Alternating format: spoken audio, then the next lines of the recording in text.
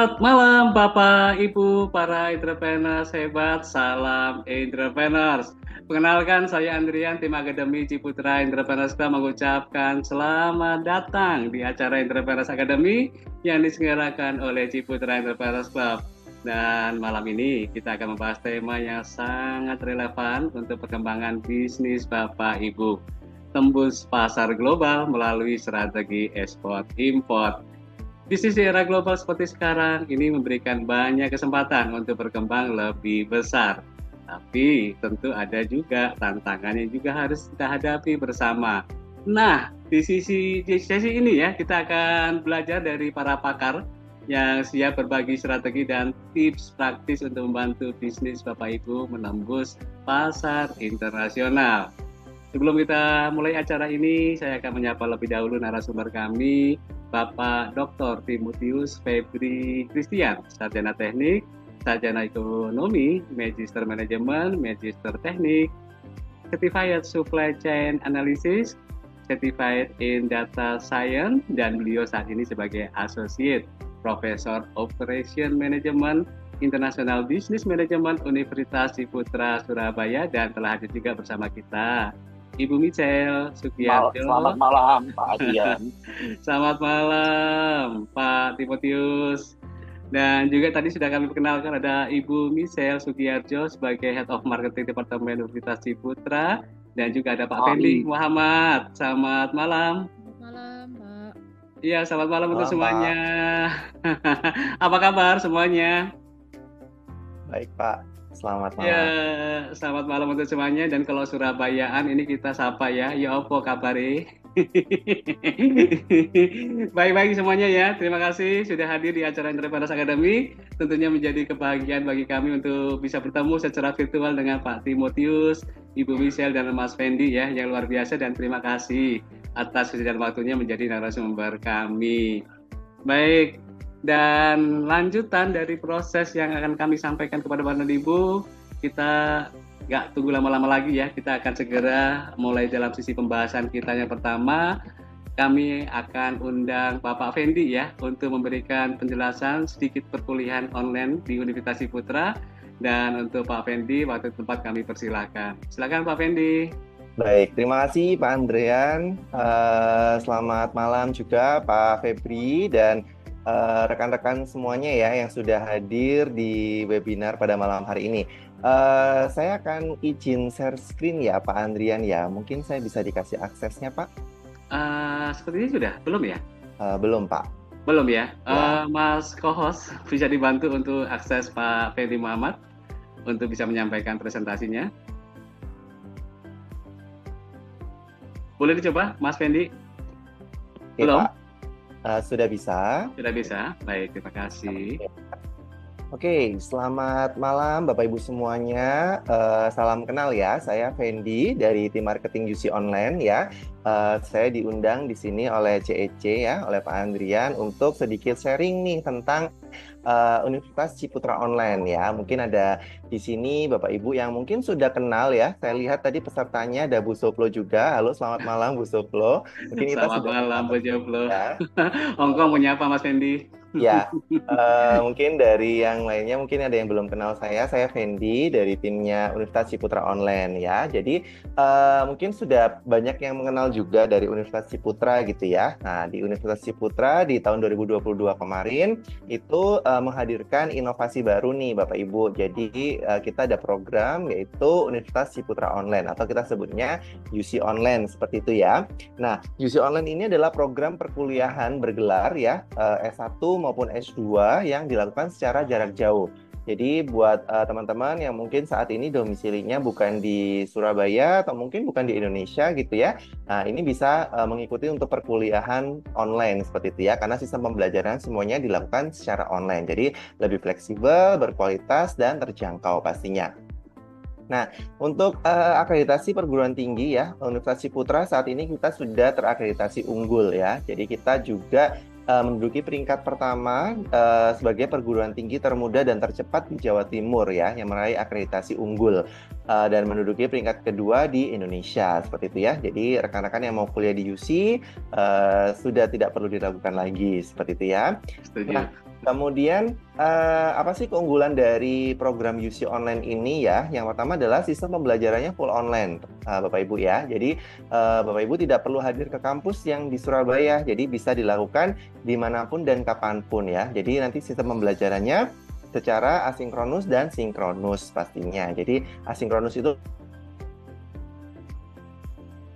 akan diberikan platform learning management system gitu ya, yang dimana di dalamnya itu sudah ada modul-modulnya seperti itu ya, nanti berupa video, PPT maupun PDF untuk membantu mahasiswa melakukan pembelajaran secara mandiri gitu ya. Namun nanti tetap ada pertemuan sinkronus nih, jadi pertemuan via Zoom seperti ini ya, nanti akan bertemu dengan dosen dan mahasiswa lainnya pastinya. Nah, untuk sesi sinkronus itu nanti akan dilakukan di jam 5 sore sampai jam 7.30 waktu Indonesia Barat gitu ya. Jadi kalau misalnya yang di luar pulau atau mungkin yang di luar negeri nanti bisa menyesuaikan jamnya seperti itu.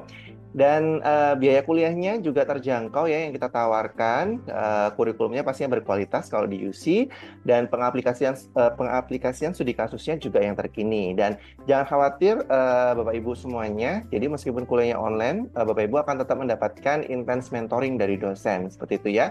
Dan kami juga menyediakan modul-modul yang interaktif seperti itu. Nah, nanti Bapak Ibu juga akan mendapatkan koneksi mitra berstandar nasional maupun internasional ya. Jadi Bapak Ibu juga akan mendapatkan sharing session dari praktisi ya. Jadi kita secara rutin menghadirkan praktisi-praktisi dari berbagai perusahaan ya, dan berbagai expertise-nya gitu ya, untuk memberikan insight, memberikan wawasan gitu ya kepada mahasiswa UC Online. Jadi nanti rekan-rekan tidak hanya mendapatkan wawasan dari akademisi ya, dari dosen-dosen kami, namun juga akan mendapatkan wawasan dari praktisi seperti itu. Nah, ini beberapa profil mahasiswa kita. Jadi mayoritas mahasiswa kita sudah bekerja, Bapak Ibu ya. Jadi mereka sudah membuktikan ya bahwasannya kerja sambil kuliah itu bisa seperti itu ya. Jadi dari berbagai perusahaan baik yang swasta maupun negeri, BUMN itu ada yang masuk di kita seperti itu. Dan mahasiswa kita juga sudah tersebar di hampir seluruh wilayah Indonesia ya. Jadi rekan-rekan yang mungkin saat ini masih ragu nih, bisa nggak ya kuliah online, saya kan jauh gitu ya. Nah, ini kakak-kakak kelasnya sudah bisa membuktikan bahwasanya mereka juga bisa kuliah di UC Online seperti itu ya. Nah, untuk yang di luar negeri jangan khawatir, kalian ada temennya juga ya. Jadi mahasiswa kita juga banyak tersebar di luar negeri, di luar Indonesia gitu ya. Di Hong Kong, Singapura, Taiwan gitu ya, Jepang, Saudi juga ada, UK, Italia, bahkan yang paling jauh di US gitu ya. Oh iya. Ada juga seperti itu. Jadi mereka adalah warga negara Indonesia yang mungkin saat ini sedang bekerja atau memang berdomisili di luar negeri saat ini ya. Jadi mereka bisa ikut kuliah di UC Online seperti itu. Nah, mau kuliah di UC Online ada jurusan apa aja sih ya? Kalau untuk yang di UC Online saat ini kita ada jurusan S1 Manajemen ya, nanti mendapatkan gelarnya adalah SM atau Sarjana Manajemen. Kemudian ada S1 Informatika, ini yang pengen belajar IT gitu ya, bisa masuk di S1 Informatika. Nanti gelarnya adalah Skom atau Sarjana Komputer. Kemudian ada S2 Manajemen, mungkin dari Bapak Ibu di sini yang hadir ada yang sudah S1 mau lanjut ke S2 juga bisa. Ya, jadi nanti gelarnya adalah MM seperti itu. Nah, ini sedikit aja sekilas mengenai sistem pembelajaran yang ada di UC Online gitu ya. Jadi dalam satu semester itu kan ada 6 bulan ya Bapak Ibu ya. Nah, di satu semester itu nanti akan kita bagi menjadi 2 term gitu ya. Jadi kalau misal di S1 itu ada 6 mata kuliah gitu ya, dalam satu semester gitu ya. Jadi nanti 3 mata kuliah itu akan diselesaikan di 3 bulan pertama, kemudian 3 mata kuliah diselesaikan di 3 bulan berikutnya, seperti itu ya.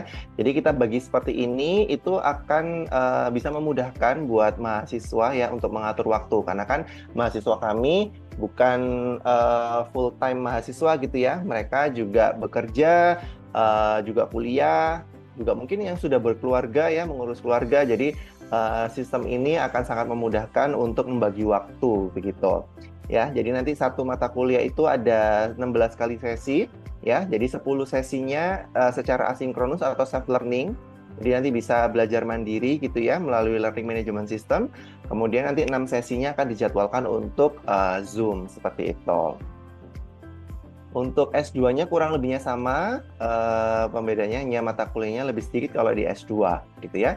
Kemudian untuk pendaftarannya sama, semuanya dilakukan secara online Bapak Ibu. Jadi Bapak Ibu tidak perlu hadir ke kampus untuk pendaftaran ya. Jadi mulai dari pembelian voucher pendaftaran, registrasi, tes, pembayaran, registrasi ulang, semuanya dilakukan secara online seperti itu ya. Jadi nanti kalau misal lulus nanti wisudanya aja yang ikut yang offline gitu ya. Seperti itu. Nah, untuk biayanya saya jelaskan singkat saja ya. Jadi untuk formulir pendaftaran 250.000.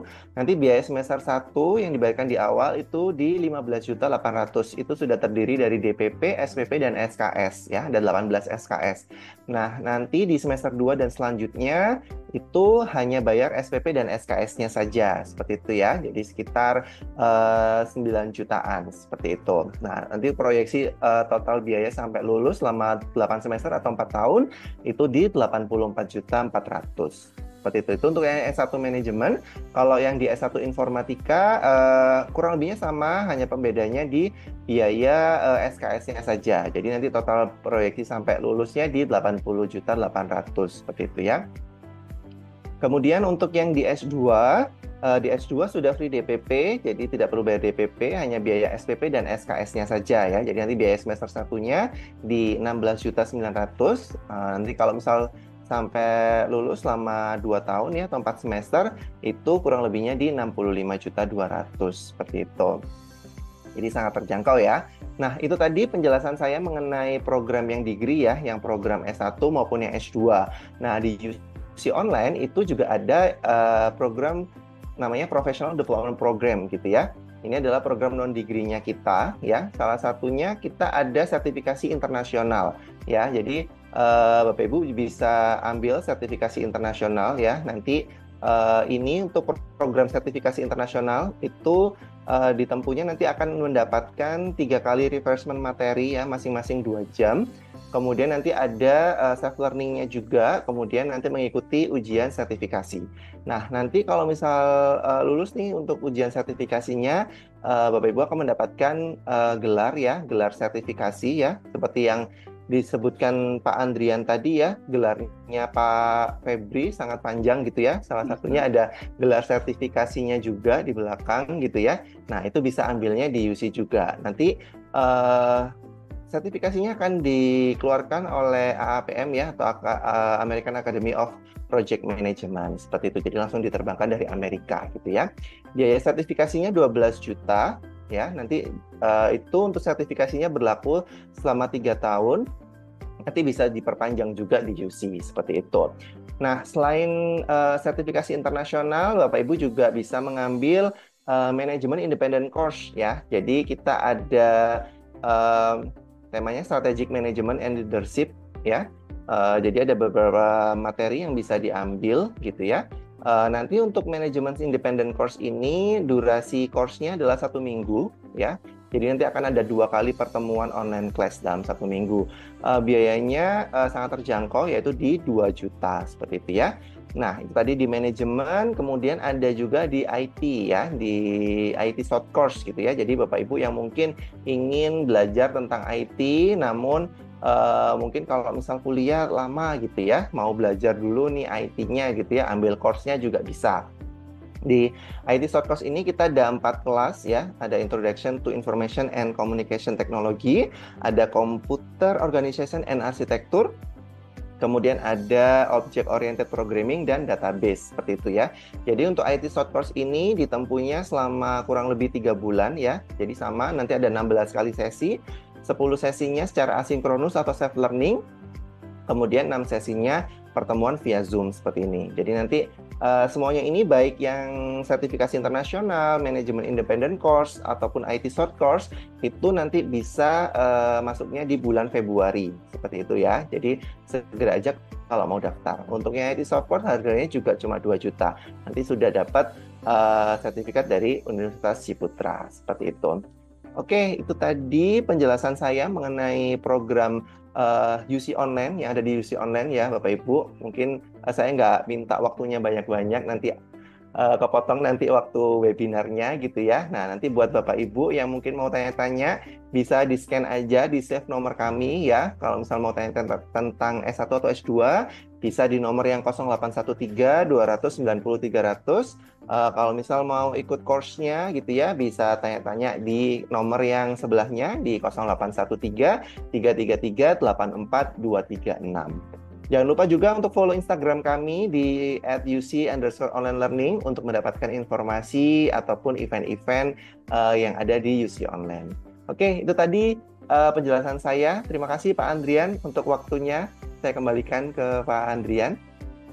Terima kasih Mas Fendi Muhammad atas informasi yang disampaikan tentang perkuliahan online Universitas Ciputra. Keren banget ya. Baik, kita akan melanjutkan acara berikutnya dengan mendengarkan sharing dari pembicara kita membahas tentang peluang besar yang ada di dunia ekspor impor, cara mengoptimalkannya, serta strategi mengatasi tantangan yang mungkin Bapak Ibu temui di lapangan. Jangan lupa, siapkan catatan Anda dan manfaatkan kesempatan untuk bertanya kepada pemateri di sesi Q&A nanti. Kepada Pak Febri, waktu dan tempat kami persilakan ya Pak. Monggo.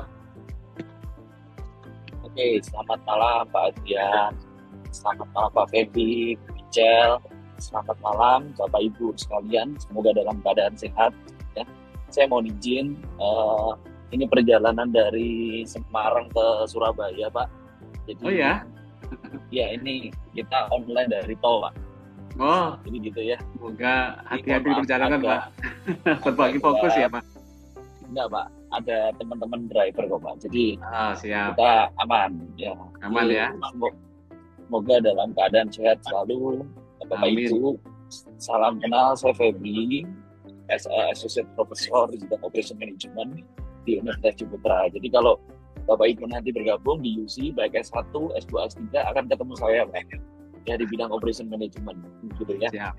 Di harapannya kita bisa lebih banyak bersinergi. Nah, malam hari ini saya diberikan mandat oleh Michel untuk Bapak Adrian ini ya, untuk sharing tentang peluang dan tantangan dalam ekspor untuk produk UKM di Indonesia ya. Saya kira ini satu hal yang menjadi tantangan kita semua begitu ya. Kalau kita bicara UKM, kita mensitasi apa yang dikatakan Bapak Presiden Joko Widodo, kita sebelum ekspor kita harus kuat di dalam negeri, kan begitu ya Pak ya. Kami tidak kalah baik gitu ya untuk bersaing di kancah internasional. Nah, pengalaman saya minggu kemarin baru saja arrive dari Korea, dari Daejeon. Saya melihat ada dua produk UKM kita yang ada di Central ini ya, Central Seoul ya. Ini yang pertama adalah tas rajut, yang kedua adalah produk ya mirip seperti kalau Indonesia mengenalnya kan daster ya Pak, tapi bentuknya itu seperti kardigan gitu. Saya lihat tulisannya Made in Bandung. Wah, ini menarik gitu ya, bagaimana produk-produk Indonesia ini bisa ada di Seoul gitu ya. Tidak jauh berbeda juga waktu pengalaman saya tahun lalu saya di Roehampton di London, saya melihat dua produk Indonesia. Yang pertama adalah tas rajut lagi gitu ya, yang kedua adalah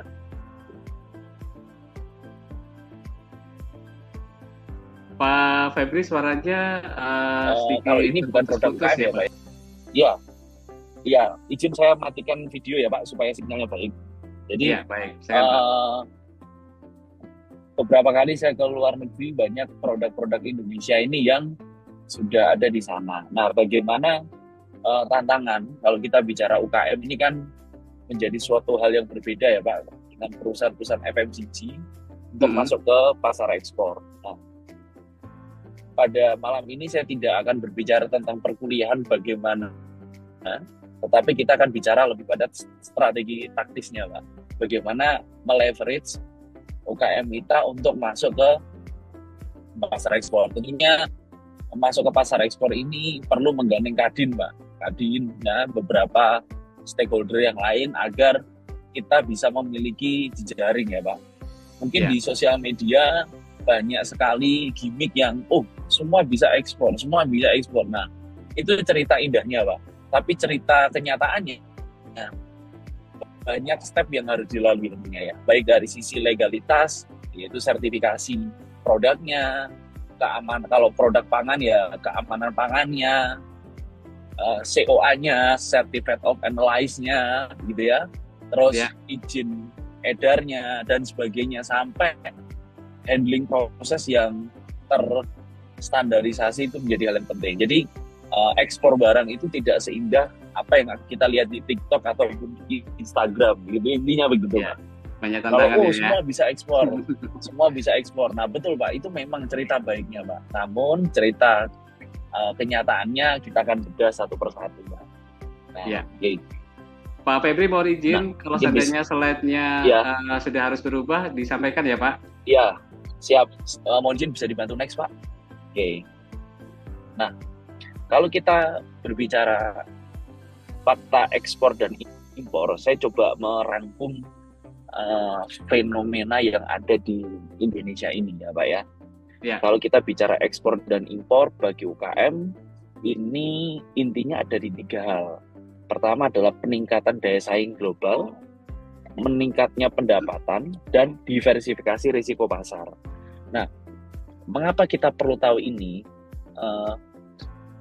Menjadi suatu hal yang penting bagi seorang bisnismen ya Pak ya, Ya. atau perintis UKM, bahwa berbicara ekspor itu tidak seindah yang saya katakan tadi kisah-kisah baiknya gitu ya.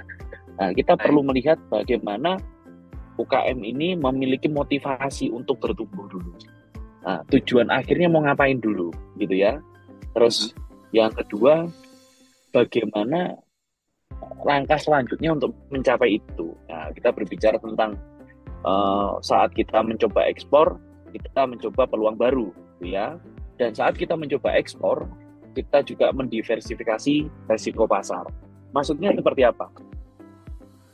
Kalau kita bicara tentang ekspor ataupun impor, berarti yang kita kembangkan adalah diversifikasi pasarnya.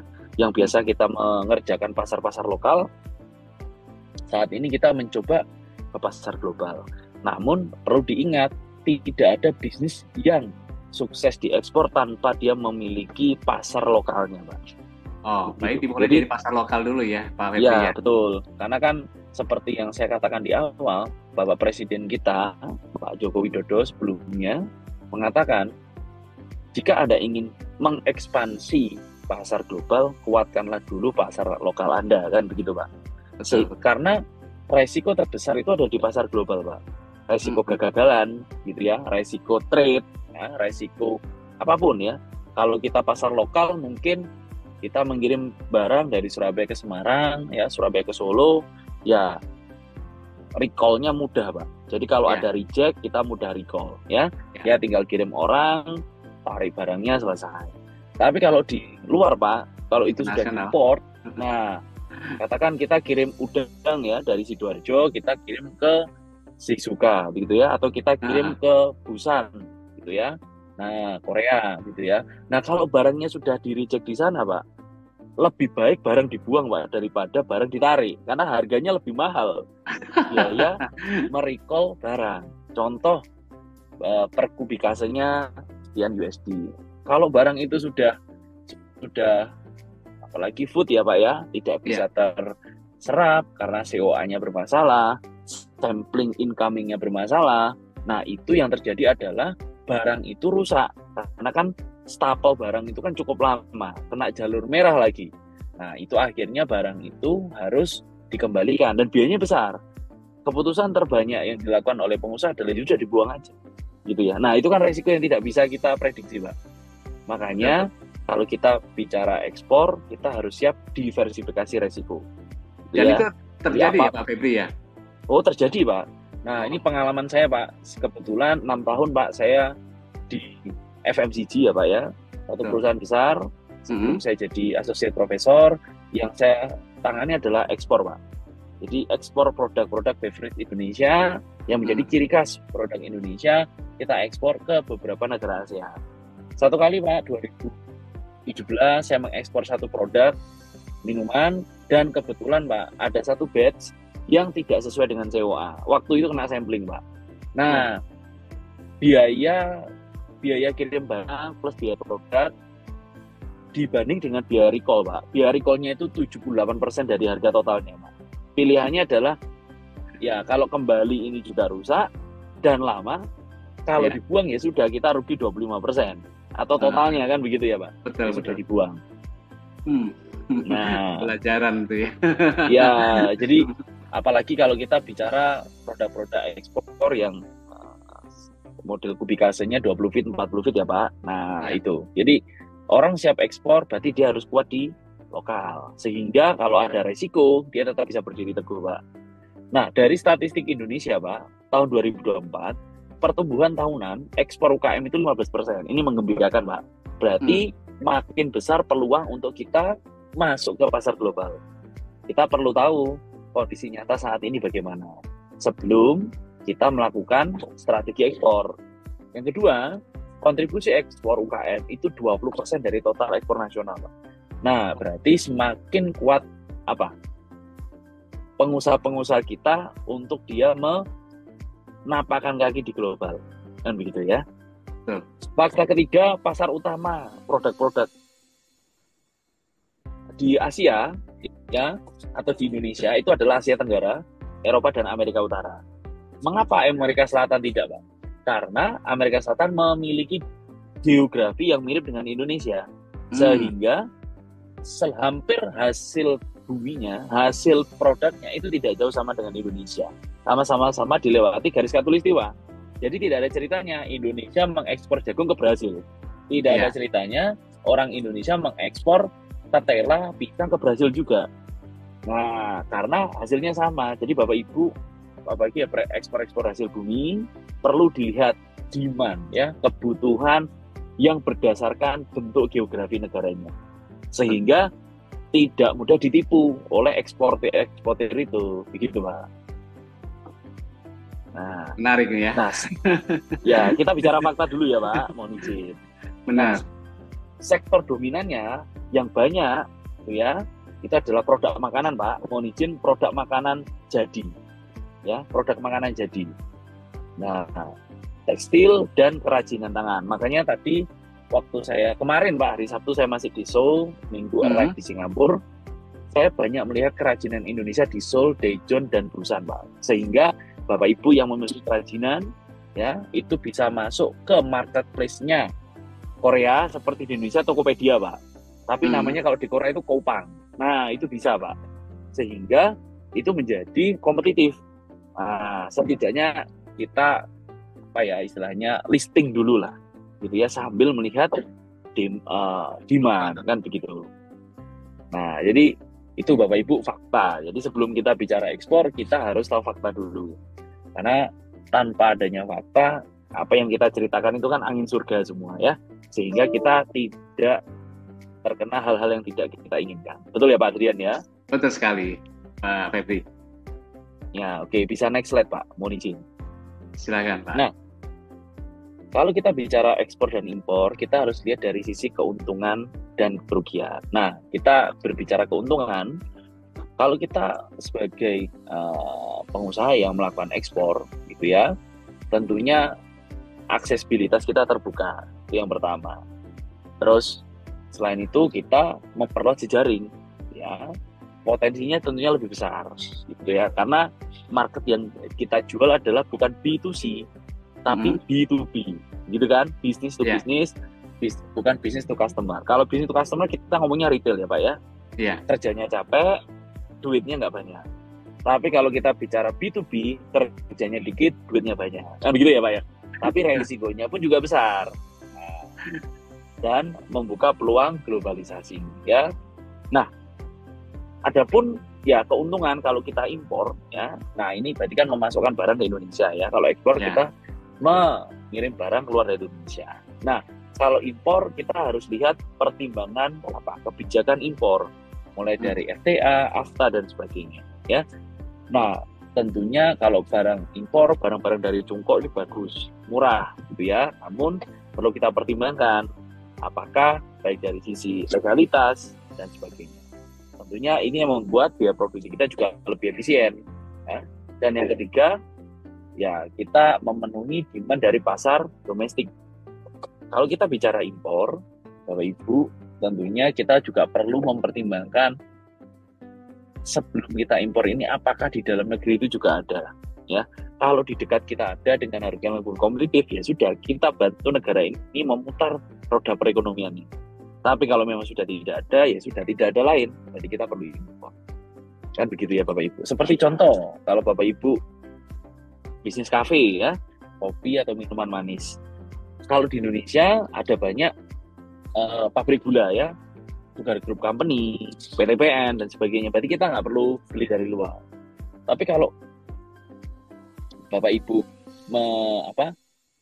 menggunakan sirup gula HFCS ya, High Fructose Corn Syrup, di Indonesia nggak ada.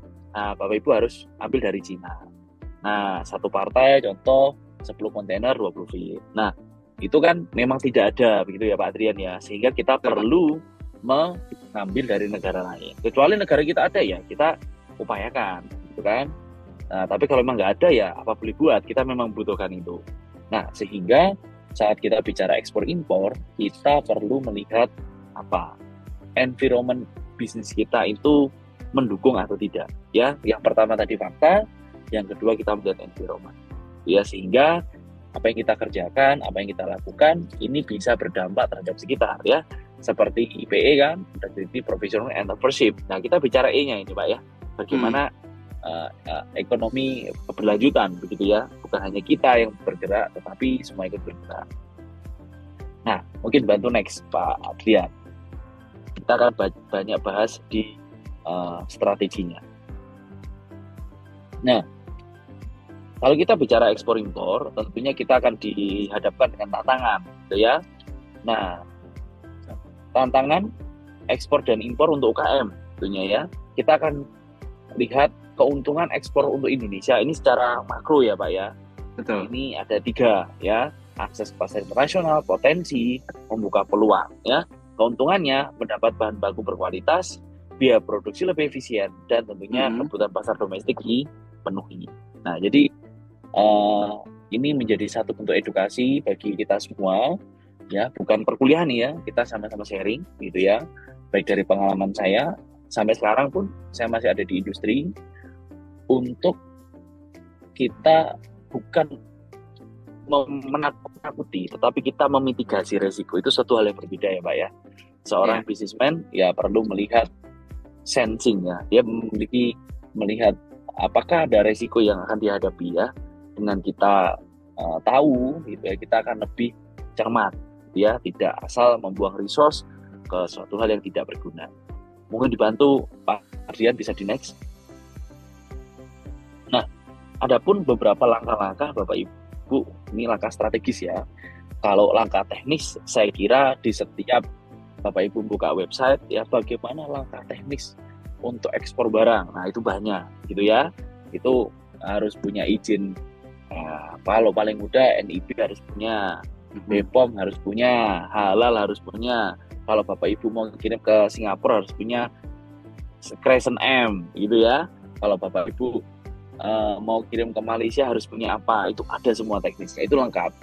Namun yang saya bicarakan di sini adalah langkah strategis yang mana jarang digunakan atau ditulis oleh para pembuat informasi itu ya. Biasanya kan langkah-langkah teknis ya.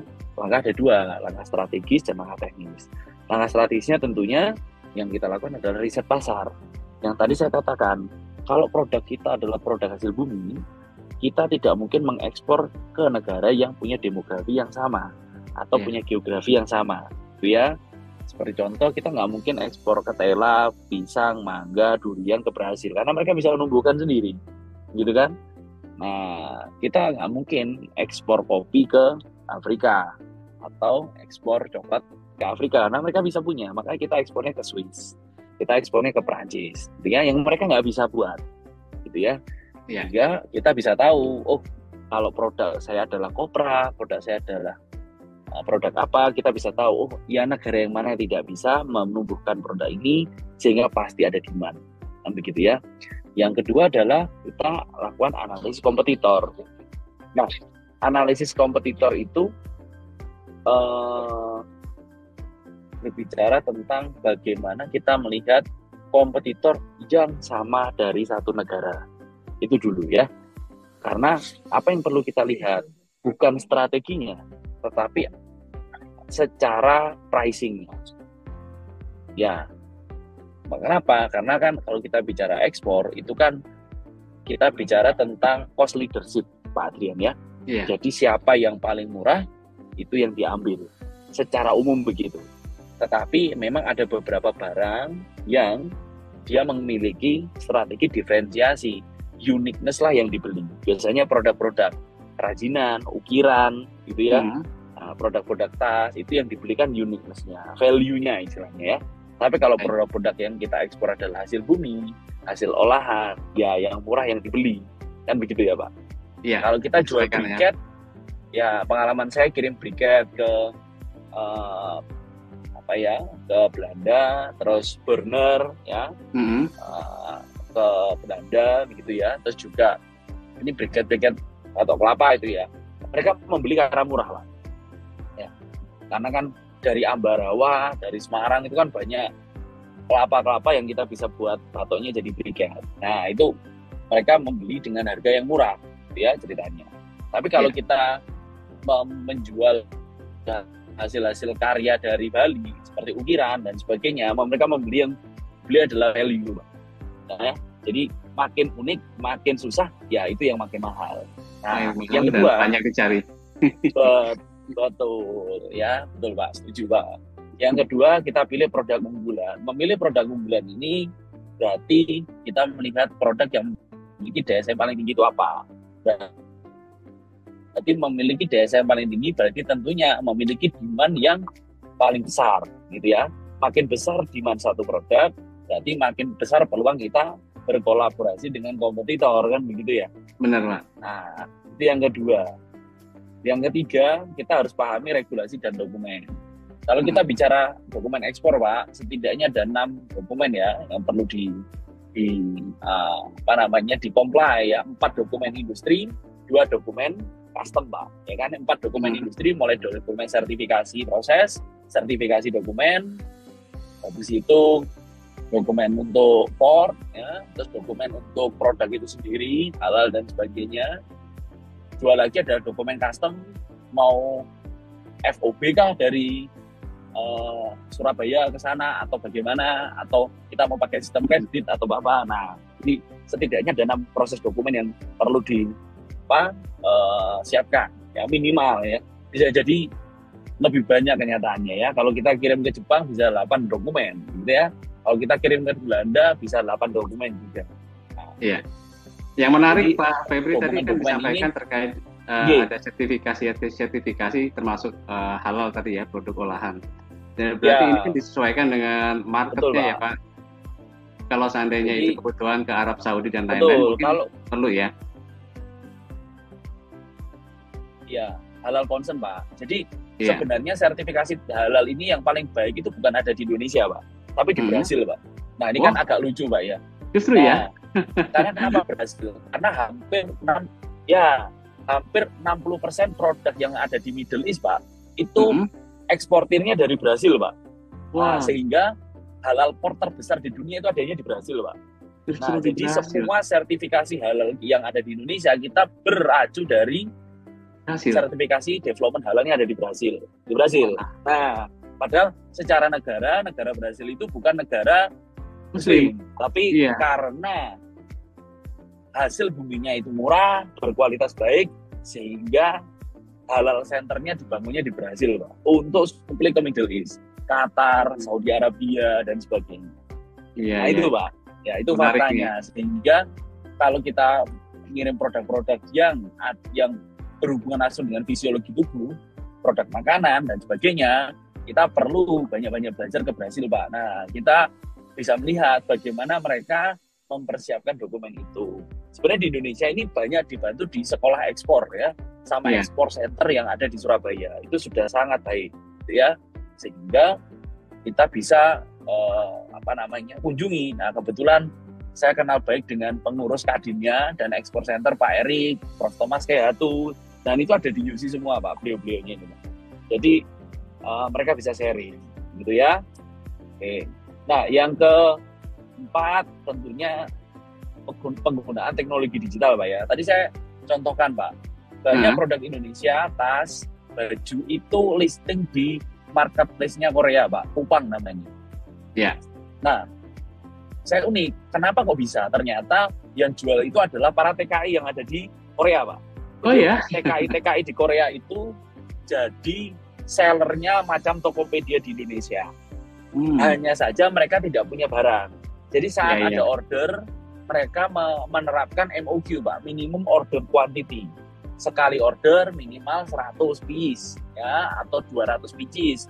Mereka langsung direct impor dari Indonesia. Nah, menarik kan Pak ya?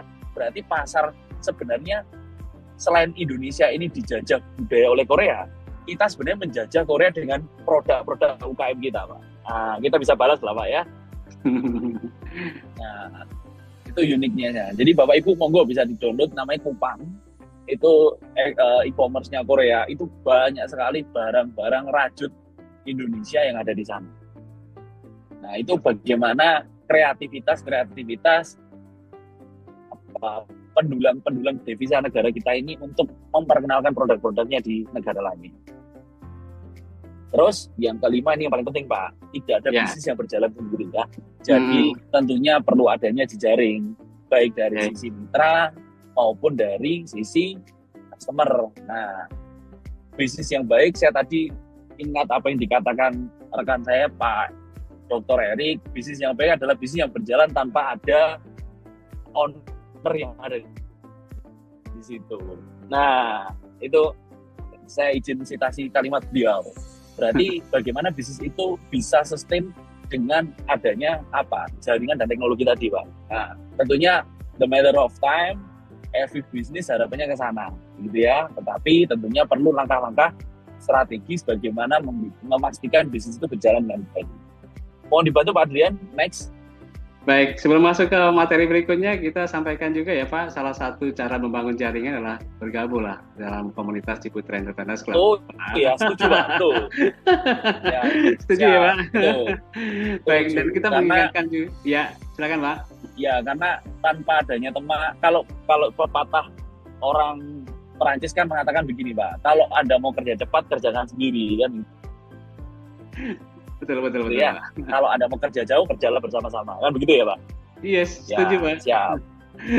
Baik, kita mengingatkan kembali kepada para entrepreneurs yang sudah bergabung di acara ini. Apabila ada pertanyaan dari materi-materi yang sudah disampaikan oleh Pak Febri, silakan nanti disampaikan melalui Q&A.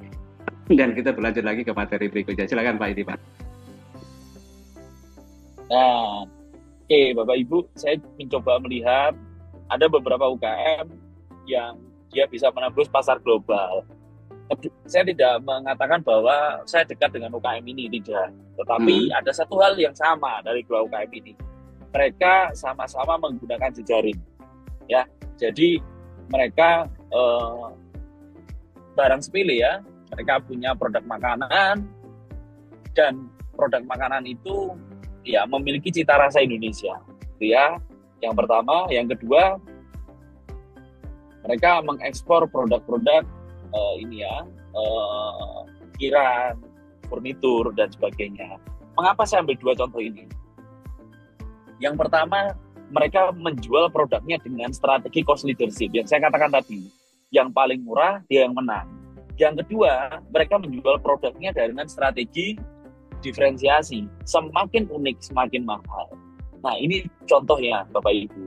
Jadi Bapak Ibu, monggo nanti dilihat produknya ini punya kecocokan strategi yang seperti apa. Kalau jumlahnya banyak, makanan ya Bapak Ibu harus siap-siap berdarah-darah bersaing secara harga. Gitu ya Pak Adrian ya. Istilahnya adalah red ocean. Tuh ya. Jadi Bapak Ibu akan bersaing bersama orang-orang yang bisa menghasilkan harga lebih murah. Tapi kalau yang Bapak Ibu ekspor adalah produk yang unik, yang memiliki nilai seni, nilai budaya, nilai sejarah, yang Bapak Ibu menjadi pesaing sebenarnya adalah Bapak Ibu sendiri.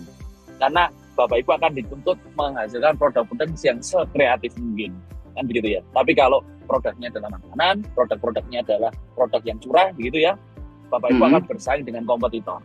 Nah, itu bedanya Pak Adrian. Ini saya berikan contoh ya.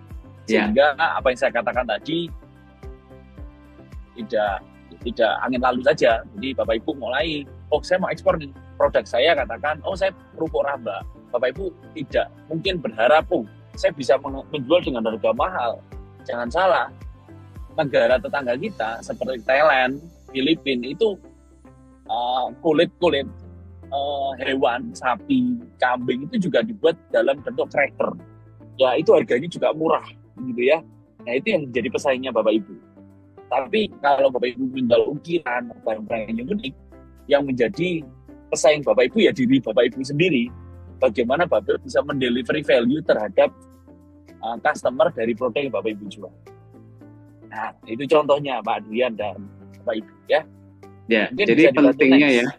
Pentingnya bagaimana supaya nanti punya sisi konsultan ya Pak, ibaratnya seperti itu ya.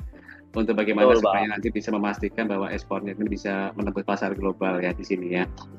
Baik, lanjut. Nah, tentunya kita bersyukur ya Bapak Ibu ya tinggal di Indonesia ya. Banyak dukungan pemerintah Bapak Ibu untuk bagaimana menggairahkan ekspor produk kita gitu ya. Nah tentunya kalau di Indonesia itu adanya pelatihan ya dan pendampingan gitu ya untuk para pelaku ekspor. Nah seperti di Surabaya yang saya tahu Kadin melakukan ini gitu ya, Kadin Surabaya, Kadin Jatim ya di bawah pemerintahan Pak Ade dan kawan-kawan ya, Prof Tommy dan Pak Eri dan kawan-kawan, dia membina UKM-UKM yang mau ekspor gitu ya, baik dari sisi strategi maupun dari sisi teknis. Nah, Bapak Ibu penting ikut hal-hal seperti ini, membangun jejaring dulu ya.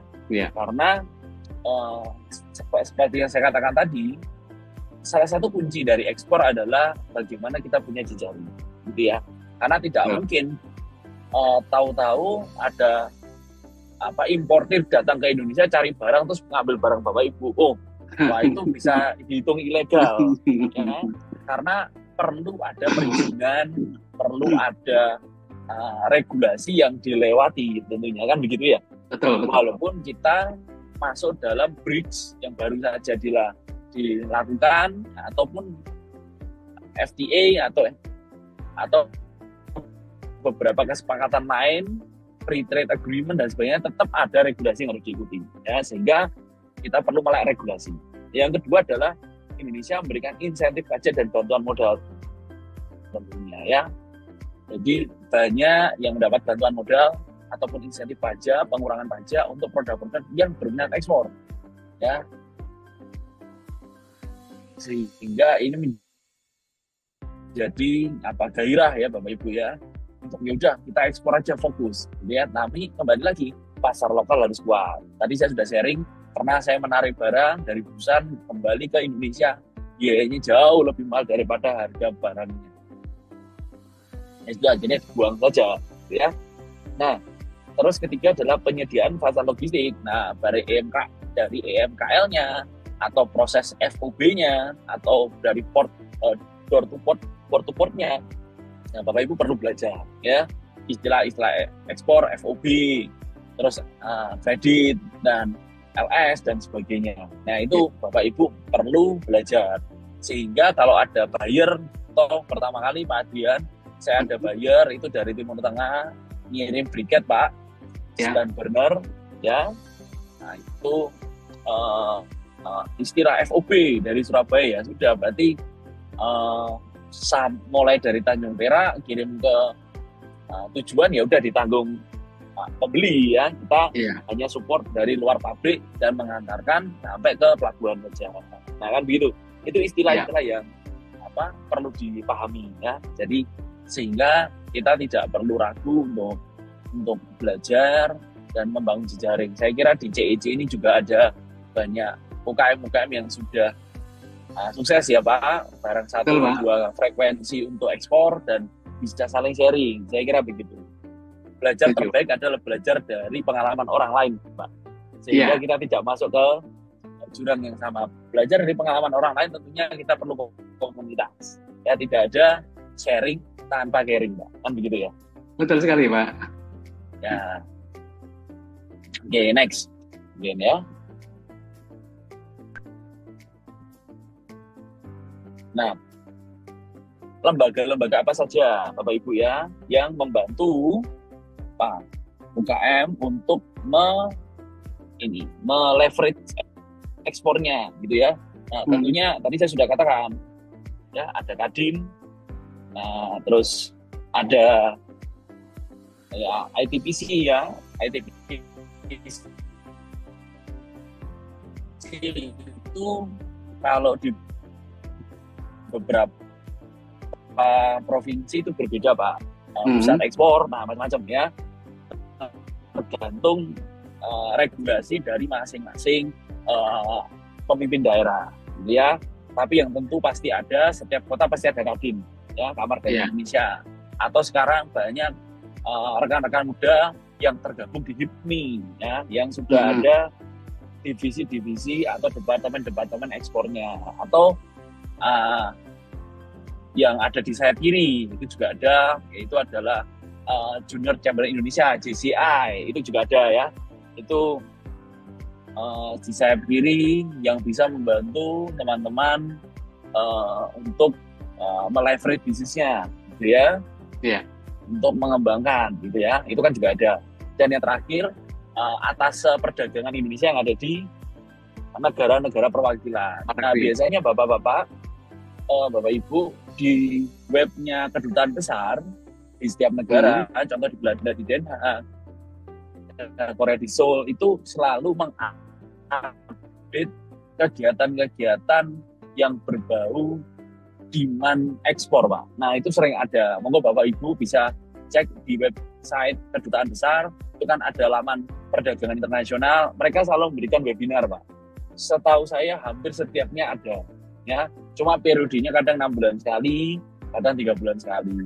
Untuk menunjukkan peluang-peluang apa yang bisa di catch up oleh pengusaha Indonesia yang ingin penetrasi pasar di negara tujuan. Nah, biasanya difasilitasi, Pak. Seperti beberapa kali yang diundang di Universitas Ciputra, kedutaan atas perdagangan untuk Cina, Singapura, itu sering berkolaborasi dengan Universitas Ciputra untuk dia sharing apa peluang-peluang gitu ya, yang bisa dikolaborasikan dengan importer dari negara tujuan. Nah, ini menjadi suatu hal yang baik, Pak. Sehingga kita tidak berangan-angan, kita tahu apa yang dibutuhkan, ya itu yang kita sediakan. Nah, begitu Pak Adrian. Sehingga harapannya kita tidak berjalan tanpa peta, Pak. Tapi kita berjalan dengan arah dan tujuan, walaupun petanya itu sedikit abu-abu lah, agak buram. Tapi kan kita sudah tahu, Pak. Nah, kita tinggal menemukan jalan, ya kan, gitu ya, Pak ya. Iya, betul sekali Pak Febri. Pertanyaan Pak Febri, kalau untuk Kamar Dagang dan Industri ini apakah sudah masuk ke area provinsi atau sudah masuk ke area kota, Pak, seperti kabupaten? Jangkauannya, Pak. Berkenan. Itu ada di kota dan ada di provinsi, Pak. Kadin Surabaya, Kadin Sidoarjo, Kadin Kediri. Nah, itu ada, Pak. Dan ada Kadin provinsi, contoh yang ada di Jawa Timur, itu di Geraha Family ada. Jadi, itu adalah kepanjangan tangan representasi pemerintah untuk menggandeng para pengusaha, Pak. Dan semua pengurusnya ya pengusaha, Pak. Ya. Baik. Terus masuk HIPMI yang untuk anak-anak muda ya. Saya kira itu adalah kabupaten ya. Betul. Saya kira itu adalah hal yang baik ya, Pak ya. Betul. Kita setuju, Pak. bernetworking dan melihat peluang. Tanpa adanya networking tidak akan ada peluang, Pak. Nah, itu ya. Iya, setuju Pak Febri. Lanjut ke materi berikutnya ya Pak. Slide berikutnya ini masuk kesimpulan ya. Oke, baik.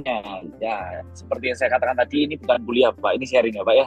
Sehingga apa yang kita sampaikan adalah fakta, strategi, dan konklusinya. Kesimpulannya, setiap UKM memiliki peluang ekspor ya, namun perlu strategi yang tepat ya untuk mendukung capaian tersebut. Tadi saya sudah sharing, Mbak, ada 3, yaitu kita melihat regulasinya, kita melihat demand-nya, dan kita melihat strategi kita ya. Yang pertama, regulasinya seperti apa, baik dari sisi negara penerima maupun negara kita seperti apa. Yang ketiga adalah strateginya ya, itu kesimpulannya. Nah, aksinya apa ya? Mulai melakukan riset pasar kecil ya. Bapak Ibu, paling mudah adalah Bapak Ibu download di handphonenya Bapak Ibu marketplace di negara tujuan. Nah, itu. Jadi kalau Bapak Ibu mau ekspor ke Korea, Bapak Ibu download Kupang. Kalau Bapak Ibu mau ekspor ke Belanda, Bapak Ibu download AHA. Kalau Bapak Ibu mau ekspor ke Jerman, Bapak Ibu download ETKA. Ya, kalau Bapak Ibu mau ekspor ke UK, Bapak Ibu download CCS. Nah, itu marketplace supaya kita tahu, Pak. Seperti kalau kita di Tokopedia kan kita tahu, apa sih yang paling banyak dibeli? Iya, Pak Adrian ya. Ya, itu yang kita kan program pemerintah yang ada, baik dari insentif pajak, pelatihan, inkubasi atau inkubator sampai akselerasi. Saya kira itu, Pak Adrian. Nah, penutupnya ini kontak saya bila mana perlu diskusi lebih lanjut melalui CIC. Ya, saya kira itu yang bisa saya sharingkan, Pak Adrian dan rekan-rekan. Matur nuwun sangat. Baik, terima kasih Pak Febri atas materi yang disampaikan, sangat bermanfaat dan tentunya ini informatif. Dan kami akan segera mulai ya sesi tanya jawab. Jika ada pertanyaan, Bapak Ibu nanti bisa langsung menuliskannya melalui kolom Q&A yang tersedia dalam platform Zoom Bapak dan Ibu. Baik, sambil menunggu peserta untuk bisa bertanya melalui kolom Q&A, mungkin ada satu pertanyaan yang bisa disampaikan oleh kami ya Pak Febri. Bagaimana sih langkah pertama yang harus kita lakukan ya Pak untuk memulainya Pak? Ini yang penting sekali ya. Baik Pak, mohon izin saya menjawab Pak. Tentunya tadi saya sudah sampaikan. Langkah pertamanya kita riset pasar Pak. Riset pasar lebih dahulu ya. Ekspor barang itu tidak harus memiliki barang. Ya, ekspor barang tidak harus memiliki barang. Kan begitu Pak ya. Kalau kata orang-orang kan sekarang begitu. Nah, itu namanya eksportir Pak. Nah, melakukan ekspor itu bisa menggunakan 2 cara Pak. Kita menjadi eksportir sendiri atau menggunakan eksportir yang sudah ada. Atau mereka istilahnya pialang ekspor. Ya, mereka sudah punya jejaring, hanya saja mereka biasanya mengambil keuntungan yang cukup besar dari kegiatan ekspor kita. Contoh, satu produk mereka mengambil keuntungan per kilo Rp200. Nah, kita jualnya 1.000, mereka jualnya 1.200. Mereka nggak punya barang, tapi mereka dapat untung. Nah, itu pialang ekspor Pak namanya. Tapi kalau kita ekspor sendiri, ya juga bisa. Namun, tantangannya adalah bagaimana kita riset pasar. Yang pertama kita riset pasar dulu. Kita lihat paling mudah adalah lihat dari marketplace dari negara-negara tujuan. Setelah kita lihat ada demand, langkah kedua, kita cek regulasinya. Regulasi negara itu apa? Ya, regulasinya seperti apa? Yang ketiga, setelah kita cek regulasi, kita konfirmasi apakah ada eksportir dari negara asal kita yang bertujuan ke sana. Ya. Nah, kalau ada berarti ada peluang, kan begitu Pak ya, Pak Adrian? Betul Pak, nah, betul sekali. Kalau sudah ada peluang, kita lihat resource kita apa. Kita bisa nggak menyediakan resource itu? Kalau itu yang keempat, resources. Ya, kalau sudah ada resources, kita lihat comply requirement-nya. Yang pertama tadi comply regulasi, yang kelima adalah comply requirement-nya dari sisi mutu, surat tentang produk, COA, traceability.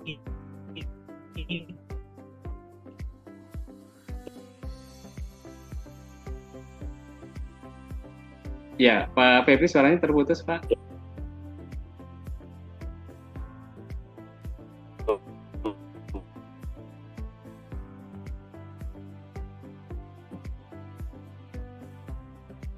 dokumen dan sebagainya.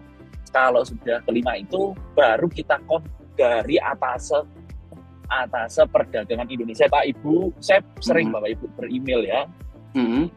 Apakah ada peluang kita mau mengekspor barang ini dan ini mau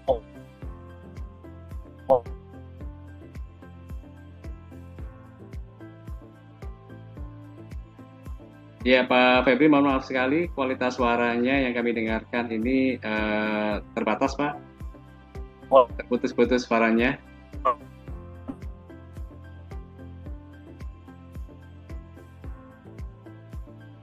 Ya, karena Pak Febri sedang dalam perjalanan luar kota ya, di kendaraan, jadi mungkin sinyalnya ini turun naik ya, jadi kurang stabil. Kita tunggu Pak Febri sampai mendapatkan suara yang baik ya. Pak Febri, bisa mendengarkan suara kami Pak?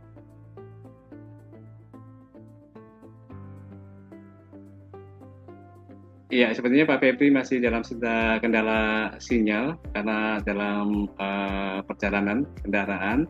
Kita tunggu Pak Febri untuk bisa kembali ke ruang Zoom yang tersedia. Dan silakan Bapak Ibu, apabila ada pertanyaan terkait dengan materi yang disampaikan, silakan menggunakan fitur Q&A yang tersedia. Dipersilakan, diingat-ingat lagi catatan-catatan yang sudah Bapak Ibu siapkan untuk segera disampaikan, untuk nanti bisa langsung dijawab oleh Pak Febri. Baik, sambil mengisi Pak Febri masuk kembali ke ruang Zoom, apakah ada yang mau disampaikan Pak Fendi dan juga Ibu Michelle terkait dengan perkuliahan UC? Boleh Bu, silakan.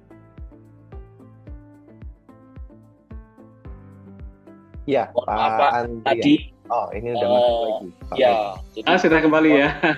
Ya, baik, mohon maaf kasih, tadi Pak melewati hutan ini ya sepertinya ya.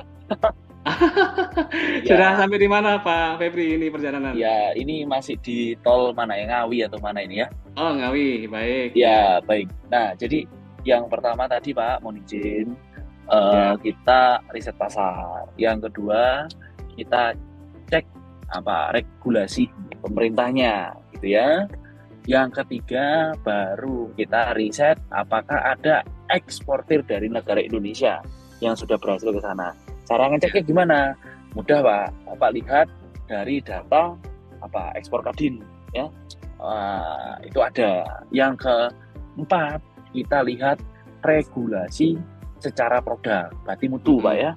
Mutu-mutunya bagaimana gitu.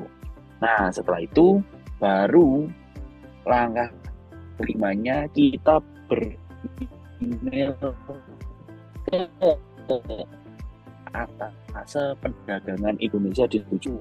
Jadi gitu ya Pak. Oh, kita mau mengekspor ini, ada nggak peluang? Regulasinya bagaimana? Nah, setelah itu yang berikutnya adalah kita kirimkan sampel Pak kepada importir yang ada di negara tujuan. Jadi kalau kita ngomong berbicara ekspor, ya kita siap kirim sampel sebanyak-banyaknya. Betul Pak Dalian ya? Ya, kirim pakai DHL dan sebagainya gitu ya.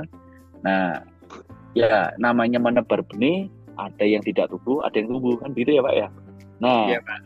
yang tumbuh itu jadi demand, yang nggak tumbuh ya jadi awareness. Nah,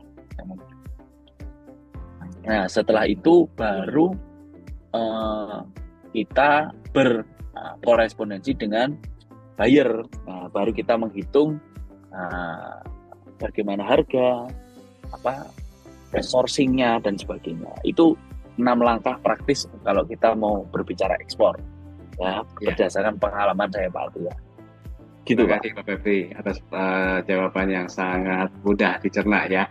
Baik, selanjutnya ini ada pertanyaan yang kita bacakan dari Q&A Pak Febri dari Bu Susi Kristanti. Beliau menanyakan apakah setiap eksportir harus produsen langsung dan apakah penjual bisa melakukan ekspor juga. Demikian pertanyaan dari Bu Susi Kristanti, Pak Febri. Silakan untuk baik, mohon izin. Jadi ekspor tidak harus memproduksi langsung, tetapi izin ekspor itu dimiliki oleh eksportirnya, gitu Pak ya. Nah, jadi tentunya harus ada badan hukum kita sebagai eksportir walaupun kita tidak memiliki produk yang kita buat sendiri. Nah, jadi boleh Bu, asal Ibu punya CV yang dia punya badan hukum, memang berkegiatan ekspor, Ibu bisa ngambil barang dari tempat lain dan Ibu eksporkan. Itu namanya pialang ekspor. Nah, tapi kalau Ibu buat sendiri, ya juga bisa. Ibu bisa mengekspor dengan mengikuti 6 langkah praktis tadi yang saya sudah sampaikan. Gitu Pak Adrian. Ya, semoga bisa terjawab ya Bu pertanyaannya jadi disampaikan oleh Pak Febri. Dan silakan jika ada pertanyaan, ini masih terbuka kesempatan untuk bertanya langsung dengan Pak Febri yang dengan senang hati akan menjawab pertanyaan Bapak dan Ibu. Kalau seandainya Bapak Ibu mungkin agak ribet nih nulis melalui Q&A, boleh langsung raise hand untuk bisa langsung kami undang di room panelis untuk bisa langsung bertanya ke Pak Febri. Silakan.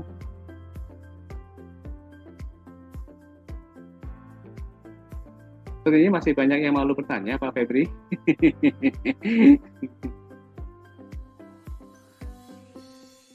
Ya, Pak Febri masih mendengar suara kami ya, Pak? Masih, Pak. Baik, Pak. Masih ya, masih aman ya, Pak. Baik, jadi tadi Bu Susi Kristansi sudah dijawab. Apakah ada pertanyaan lagi, Bu Susi, selain dari pertanyaan sudah kami bacakan? Atau langsung raise hand aja Bu, silakan. Jika seandainya Ibu ada kemungkinan untuk bisa berbicara langsung, dipersilakan.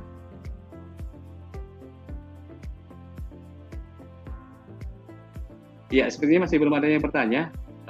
Mungkin ada beberapa pertanyaan juga yang perlu saya sampaikan, Pak Febri. Kira-kira kalau bicara tentang tantangan utama dalam proses ekspor dan impor ini, kira-kira harus disiapkan apa ya Pak untuk menyiapkan supaya hasilnya itu sesuai dengan ekspektasi yang diharapkan. Kalau kita bicara tantangan ekspor impor, ya sebenarnya 3 kuncinya Pak. Kita harus paham regulasi. Pertama, kita harus paham demandnya, dan kita harus paham resikonya Pak. Itu aja Pak. Jadi regulasi dari kita, negara kita seperti apa dan negara tujuan. Terus kita harus paham fluktuasi demand. Kan tidak mungkin kita ekspor pisang di saat musim dingin di Eropa kan, gitu Pak ya? Iya Pak. Nah, kita harus paham itu. Atau kita ekspor sesuatu yang sangat tidak dibutuhkan di sana. Ya saya rasa tidak mungkin. Nah, yang ketiga kita harus paham resiko. Ya tadi resiko lead time itu waktu tempuh dari port to portnya atau door to port, port to port, port to door-nya. Dan juga resiko-resiko dokumen dan bahkan resiko barang. Contoh, kita kirim udang ke Jepang, gitu ya. Nah, sampai sana ukuran antena udangnya itu tidak sesuai dengan jadi komplikan, Pak. Ya, jadi hanya gara-gara antena udang yang panjangnya tidak 10 cm, ada yang panjang 8 cm, itu satu kontainer dikembalikan, Pak. Nah, itu kan agak unik ya. Makanya perlu standar TQM ya, Total Quality Management yang baik. Ya, itu tadi Pak, 3 Pak. 3 hal tadi ya Pak. Baik, adakah ada informasi yang menjadi referensi ya Pak, kalau seandainya kita mau ekspor barang, kira-kira ada referensi nggak Pak, negara-negara yang memang harus secara strict regulation ya? Iya, strict regulationnya itu di mana aja ya Pak? Ya, baik Pak. Jadi sebenarnya banyak Pak. Biasanya negara-negara yang Middle East Pak, itu perlu adanya halal concern Pak. Middle East, Malaysia, Singapura itu wajib ada halal concern. Ya itu ya, jadi produk apapun, makanan, source itu harus ada halal concern. Tapi kalau negara-negara Europe, kita bicaranya adalah tata kelola mutunya Pak. Jadi perusahaannya yang mengekspor barang itu harus ada ISO, ada ini. Nah itu Pak, itu cirinya Pak. Sehingga bagi Bapak Ibu sebagai pialang ekspor maupun produsen, Bapak Ibu perlu lihat regulasi negara tujuan yang saya katakan tadi, 5 step tadi ya, atau 6 step. Sehingga jangan sampai sudah ada permintaan baru Bapak Ibu ngurus. Wah, akhirnya one prestasi. Waktu pengiriman tidak sesuai dengan perjanjian, Bapak Ibu akan rugi besar. Kalau panjang ya bisa dituntut, kan begitu ya, secara perdata, bukan pidana. Karena tidak sesuai dengan apa yang disepakatkan. Nah, tapi saran saya sebelum Bapak ekspor, Bapak Ibu ikuti langkah tadi, 5 langkah, 6 langkah tadi. Sehingga resikonya bisa diminimalisir. Begitu Pak Adrian. Ya, baik. Terima kasih Pak Febri atas jawaban yang disampaikan. Dan ini kita akan bacakan satu pertanyaan lagi, Pak, dari Hong Kong. Baik. Kebetulan Bu Joklo ini yang bertanya. Yang paling menarik, produk member Ciputra Entrepreneurs Club sudah masuk ke Hong Kong dan Singapura. Karena sudah disampaikan tadi oleh Pak Febri, pentingnya jaringan ya, Pak Andrian sudah disampaikan. Pak Febri, semangat sukses untuk kita semua. Terima kasih. Oh, ternyata ini angka ungkapan ya, Pak. Yes, siap. Informasi disampaikan kepada kita semuanya dan terima kasih atas sharing materinya, informasi dari beliau, Pak. Siap. Baik. Karena keterbatasan waktu, terima kasih atas semua pertanyaan yang telah diajukan dari sesi Q&A kita malam ini. Sangat luar biasa, penuh dengan diskusi yang bermanfaat tentunya. Tentunya juga apresiasi yang besar disampaikan kepada Pak Febri atas jawaban yang sangat jelas dan informatif. Untuk menutup sesi kita malam ini, kami persilakan Pak Febri untuk menyampaikan closing statement sebagai rangkuman dari pesan akhir dari materi yang telah dibawakan. Silakan Pak Febri, monggo Pak. Ya, mohon izin, matur nuwun Pak Adrian dan Bapak Ibu. Bagi saya, ekspor itu bukan suatu hal yang tidak mungkin. Ya, semua menjadi mungkin asal kita melek regulasi, melek strategi, dan melek kompetisi. Jadi 3 hal itu ya, regulasi, strategi, dan kompetisi. Itulah yang menjadi modal kita untuk menjadi eksportir produk-produk nasional, produk-produk Indonesia, sehingga Indonesia bisa kuat dari segi ekonomi. Terima kasih Pak Adrian. Terima kasih kembali Pak. Bapak Ibu, acara malam ini adalah salah satu acara yang sangat inspiratif ya, yang dimana dihadirkan oleh Ciputra Entrepreneurs Club, sebuah program preferensi customer yang memberikan nilai tambah seperti peningkatan skill entrepreneurship, promo spesial dari Ciputra Group dan Tunas Group, serta potensi untuk mendapatkan income tambahan sampai dengan puluhan juta rupiah. Ciputra Entrepreneurs Club, sebuah program komunitas yang positif, dirancang khusus untuk mendukung ya perjalanan Anda sebagai seorang entrepreneur sukses. Kami percaya perjalanan menjadi entrepreneur sukses akan lebih mudah jika dijalani bersama komunitas yang saling mendukung.